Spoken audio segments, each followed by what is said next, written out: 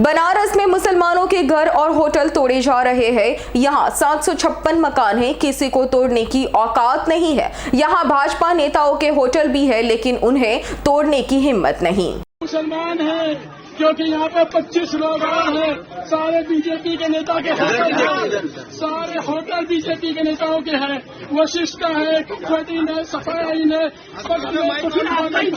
क्योंकि मुसलमान हम हैं, क्योंकि डूब क्षेत्र में 756 मकान है, किसी को तोड़ने की औकात नहीं है, क्योंकि सबसे कमजोर हम हैं।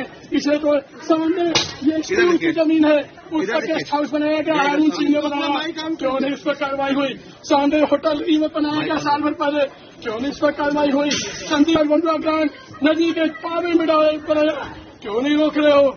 क्योंकि सिर्फ हम मुसलमान हैं, क्योंकि मेरी औकात नहीं है कि किसी को पैसा दे पाए, मेरी औकात नहीं किसी नेता के पास जाए, मेरी औकात नहीं है किसी गुंडे के पास जाए, क्योंकि हम हमारी कोर्ट ने आदेश भी दिया है। हाई कोर्ट का आदेश को इन्होंने कभी माना ही नहीं, और हमारा पिटीशन लगा हुआ है हाई कोर्ट में, इन्होंने टाइम नहीं दिया।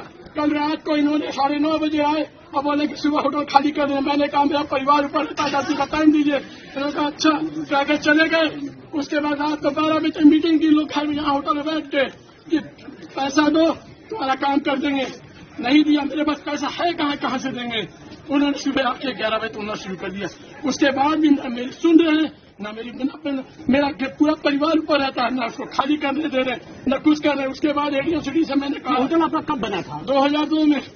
मेरा G+2 का नक्शा पास है, और इस कॉलोनी में सबका G+2 का रजिस्ट्रेशन नक्शा पास है। ये G+2 तो है नहीं, G+4 सबका बना है, सबका 27 के 27 होटलों का G+4 है, लेकिन सबने G+2 का नक्शा पास कराया रेजिडेंशियल। लेकिन ये खेल कैसे चल रहा था? ये खेल VC, सचिव, जोनल और जेई, ये सारा का मिला जुला था। इन लोगों का रेट था, इस कॉलोनी का रेट था 5 लाख रुपए एक सिलाब, 50,000 रुपए हफ्ता।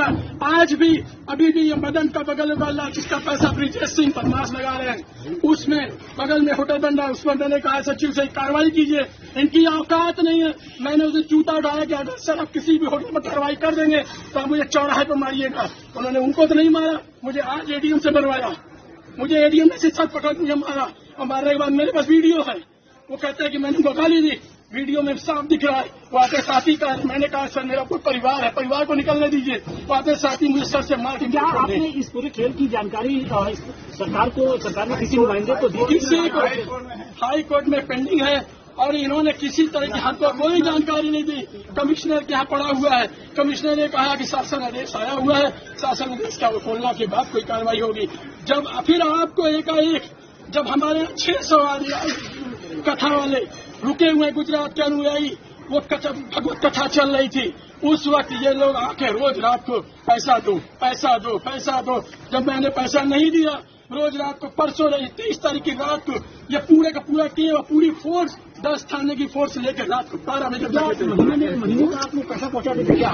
जब किसको किसको जाना था? ये जोनल, जेई, VC और ये क्या नाम है सचिव, ये जब बन रहा था सबको देना है। रेट था जब तक बनेगा 50,000 रुपए हफ्ता और 5 लाख रुपए एक सीट चलाइएगा।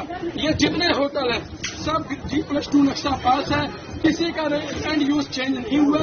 हम लैंड यूज चेंज कराने के शासन में गए थे, उन्होंने कोई नहीं किया। मेरे पास सबकी एनओसी है, टाइप की एनओसी है, मेरे पास वो टूरिस्ट ऑफिस की एनओसी, सबके एनओसी है, लेकिन यहाँ किसी के पास का लाइसेंस तक नहीं है।